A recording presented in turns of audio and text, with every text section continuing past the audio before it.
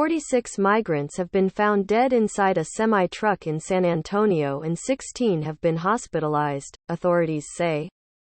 Updated 2:17 a.m. Eastern Time, Tuesday, June 28, 2022.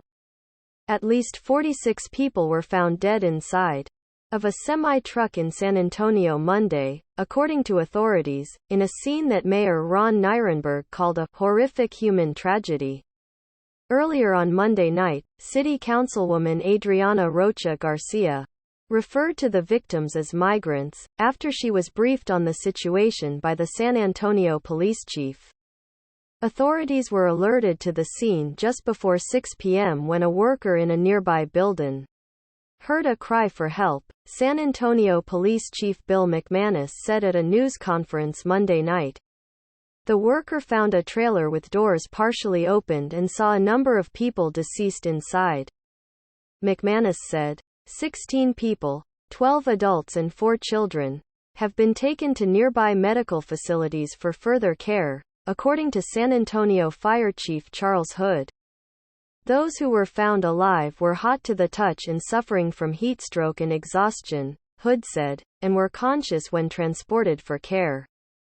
There was no sign of water in the refrigerated tractor trailer and no visible working air conditioning unit, he said.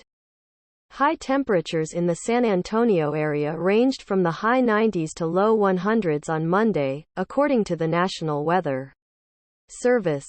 Officials said they are hopeful that those transported for treatment will recover. 3 of the migrants found were taken to Methodist Hospital Metropolitan and are in stable condition. According to a spokesperson for Methodist Healthcare, 3 people are in police custody, McManus said, but added it's unclear if they are connected to the situation. The U.S. Department of Homeland Security's investigation unit was alerted by San Antonio police to an alleged human smuggling event, and is leading the investigation, a spokesperson from Immigration and Customs Enforcement said Monday. I am heartbroken by the tragic loss of life today and am praying for those still fighting for their lives. Homeland Security Secretary Alejandro Mayorkas said on social media, far too many lives have been lost as individuals, including families, women, and children, take this dangerous journey.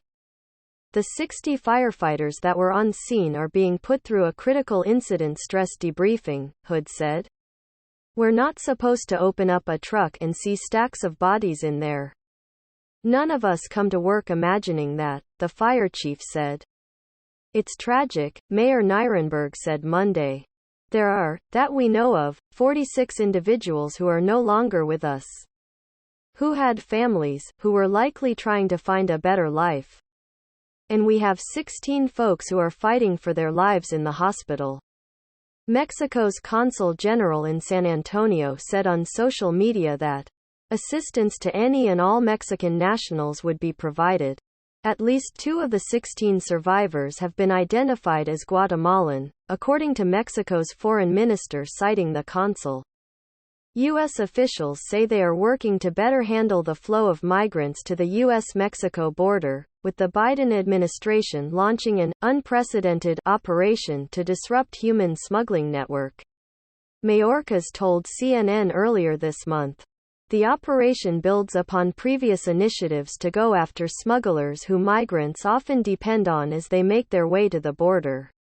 Last spring, DHS also announced an effort to crack down on criminal smuggling organizations, alongside federal partners.